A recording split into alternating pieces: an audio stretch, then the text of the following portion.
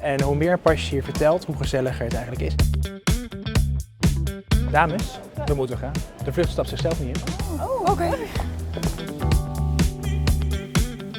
Als KLM probeert natuurlijk de beste service neer te zetten. En het voelt voor mij altijd heel erg fijn als dat echt gelukt is. Op Schiphol kom je ze overal tegen. De mensen met de prachtige blauwe uniform aan. Vandaag zoomen we in op de Gate Agent. Wow, dit ziet er echt beter uit. Ik ben Judith. Ik ben Sophie En dit is Intern on a Mission.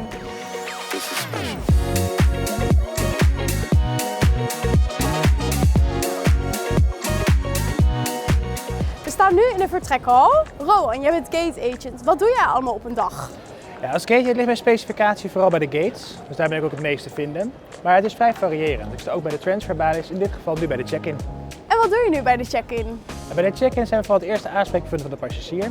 Zorgen dat de documentatie goed verwerkt staat en checken we ook bagage in. Dat kan tegenwoordig ook op de self-service machines die wij eigenlijk over al onze hallen verspreid hebben. Waar passagiers eigenlijk heel gemakkelijk zelfstandig een boardingkaart kunnen leggen. En zit er nog een logica in de vertrekhallen of de check-in balies? Zeker, KLM heeft ongeveer 2 vertrekhallen tot zijn beschikking. We vertrekken 1 voeren vooral de Europese vluchten uit. Waarbij we vertrekken al 2 meer de intercontinentale of non-Schengen vluchten uitvoeren. Ook hebben we een Sky Priority gebied voor onze Sky Priority passagiers. En ook hebben we vertrekken al 2 de verdeling gemaakt tussen mensen met een boardingkaart, zodat ze snel al door kunnen naar de security. Of passagiers die toch wat meer service behoeven bij de balie. Heel veel gaat er online via de KLM-app. Maar mocht dat niet lukken, lukt het vaak wel via de machine. Waardoor passagiers heel snel al door kunnen. En hoe werkt het bij de check-in? Wil je het een keer proberen? Jazeker, leuk! Oké. Kan je mij stap voor stap meenemen wat je hier doet bij de check-in balie? Zeker. We zijn vaak het eerste aanspreekpunt van de passagier. Voor de check-in hebben we een beeldscherm waarbij we de passagier kunnen gaan opvragen. We hebben, mochten we bagage gaan inchecken, ook speciale labels mocht dat nodig zijn. En uiteraard de bagageband waar we daadwerkelijk de bagage gaan inchecken. Ik zie het. Als we gaan opvragen hebben we vaak een paspoort nodig. Die vullen we de gegevens in. We controleren ook deze gegevens of die correct zijn voor de bestemming.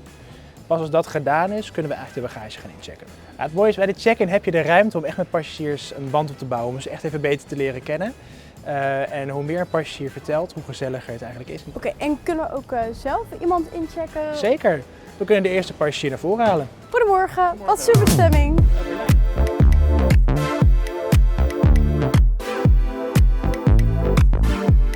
Alsjeblieft, een hele fijne vlucht. Rowan voor regie. Zeg het maar voor Rowan. Rowan, je planning is aangepast naar een intercontinentale vlucht.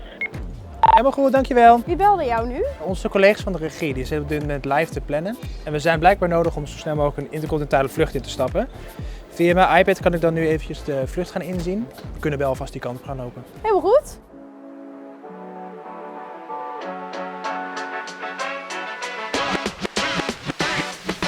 En Rowan, nu we toch naar de gate aan het lopen zijn, wat is eigenlijk het leukste aan je werkdag? Ja, het leukste aan mijn werk vind ik eigenlijk als ik en het team het verschil kunnen maken in een passagiersbeleving. Als KLM probeert natuurlijk de beste service neer te zetten. En het voelt voor mij altijd heel erg fijn als dat echt gelukt is. En dat we met z'n allen ook overtuigd van zijn. Hoe doe je dat? Elke passagier heeft zijn eigen vluchtervaring. En wij als Gate hebben best wel wat invloed om dat al voordat de vlucht überhaupt begonnen is te verbeteren. Dus door goed te kijken welke passagier welke behoefte heeft, kunnen we ons daar heel goed op aanpassen. Dus het begint echt bij de gate? Het begint al hier aan de gate.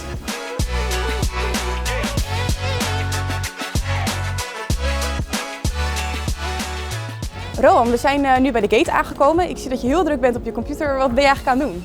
Ik ben nu een beetje de vlucht aan het voorbereiden. Dus ik kijk een beetje of er bijzonderheden op de route hebben we late binnenkomsten. Zijn er dingen waar wij als team extra rekening mee moeten houden. Ook via de iPad kan ik kijken bijvoorbeeld hoe het met de andere verzetten binnen KLM valt. De catering service, de schoonmaak. En zo probeer ik een beetje een plan te maken hoe we deze vlucht het beste kunnen gaan instappen. Ik heb sowieso contact met de collega's beneden, op het platform. Maar uiteraard hebben we ook de purser en de cabine samen met de cockpit. Samen overleggen we even of er verdere bijzonderheden zijn die wij met z'n als team verder moeten oppakken. Ja, dit is natuurlijk de plek waar de passagiers daadwerkelijk aan boord zullen gaan. Voordat we dat kunnen gaan doen hebben we eerst vaak wat documentatie wat gecontroleerd worden van onze transferpassagiers. Mijn andere collega's zijn er vaak druk mee bezig, terwijl ik de voorbereiding aan het doen ben. Later gedurende het instappen zullen we natuurlijk hier gaan boarden, de boardingkaart gaan scannen. Straks gaan we eventjes de brug in om te kijken of die veilig is om in te stappen. Ik zie het vliegtuig staan, de passagiers zijn er. We hebben net de brug gecheckt. Wat gaan we nu doen? Straks komt de TC naar boven, de teamcoördinator. Hij is eigenlijk de coördinatie van het platform. Als hij nog bijzonderheden heeft, dan brieft hij dat ook naar mij toe om te kijken of we daar rekening mee moeten houden. TC is de teamcoördinator. Wij zijn in principe verantwoordelijk alles onder de vleugel. Alles wat eigenlijk te maken heeft met met het beladen van de machine. De catering, het tanken, ja, toiletservice, alles waar vragen over zijn, wordt bij ons neergelegd. Daar gaan wij over. Good morning, dear passengers. At this time we would like to invite passengers needing extra time to get on board.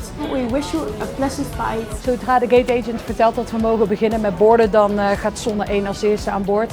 En daarna kunnen we, zodra de lijn leeg raakt, door met opleiden. We gaan zo meteen instappen. We gaan de passagiers boardingpas en paspoort aan jou laten zien. Het is belangrijk dat je let op dat de naam van het paspoort en de naam van de boardingpas overeenkomen. Oké. De expiry date van het paspoort en dat de foto overeenkomt met de passagier.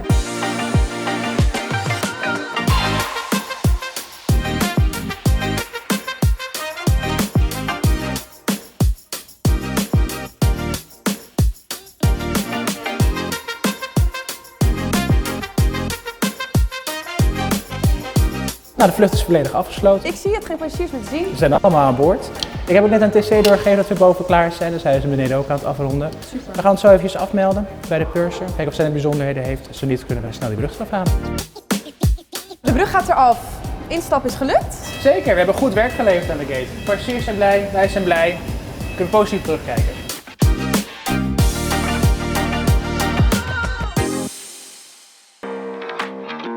We waren net bij de vlucht. Voel je een beetje tijdsdruk? Ondanks dat er best wel tijdsdruk is het denk ik heel belangrijk dat ik zelf die tijdsdruk niet heel erg ga voelen.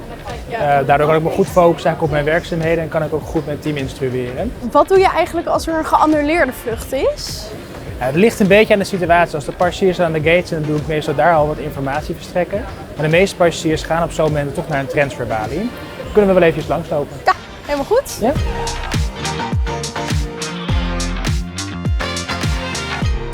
We komen net aan bij T2. Dit is de plek waar we passagiers kunnen assisteren met mogelijke omboekingen, als hun vluchtvertraging of als ze andere vragen hebben. We hebben eigenlijk altijd een collega hiervoor staan die de passagiers verwelkomt en kijkt of verdere service nodig zijn. Oké. Zo ja, kunnen ze hier naar binnen en worden ze bij de self-service machines verder geholpen. De meeste omboekingen worden namelijk al via het back-office gedaan. Dus vrij snel kan de passagier daar al de boardingkaart halen of sommige foutjes als die gelist zijn. Mocht er toch meer service nodig zijn, dan kunnen we een nummer aanmaken voor onze collega's binnen. Dan zijn hun daar om de passagiers verder te helpen.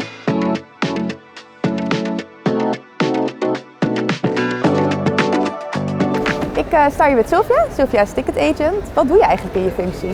Nou, als ticket agent helpen we eigenlijk de collega's die ondersteuning nodig hebben.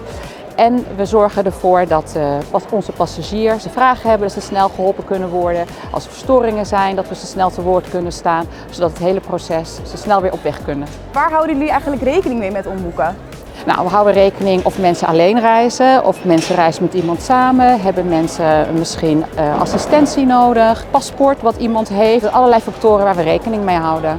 Is het ook wel eens zo dat je gefrustreerde passagiers hebt? Want ik kan me zelf voorstellen dat als je gaat vliegen en je hebt een reis, dat je heel graag wilt dat het gaat zoals je had geboekt. Ja, als dingen anders gaan dan wat je gepland had, dan is dat lastig. En ik denk vooral dat je het gevoel van de informatie hebben van wanneer ga ik dan en hoe ga ik dan en waar is mijn bagage. Als die informatie, ja, als je die hebt, dan gaat het vaak beter. Dus daar ligt het aan. We hebben wel een nieuwe tool tegenwoordig. Oh, vertel. Ja, nou, dat kan de passagier zelf met zijn eigen device, dus kan je tablet, je telefoon, wat dan ook.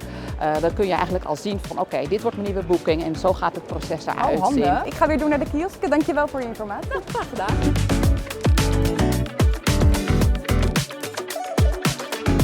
Dames, we moeten gaan. De vlucht stapt zichzelf niet in. Oh, oké.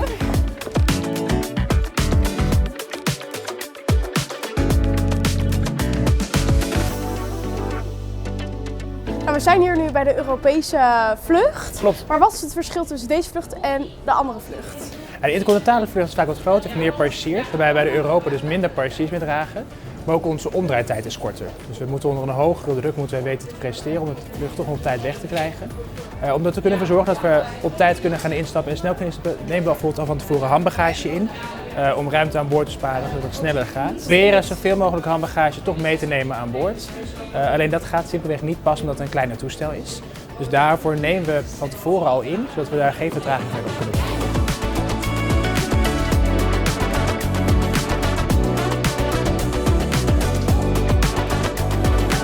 Oké, we hebben 1 passagier missing zonder geladen bagage lokaal ingecheckt.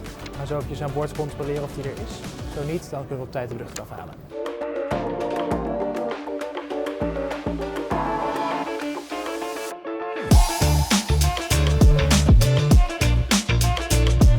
Zo, dit was een mega leuke dag. Van check-in naar transfer naar gate.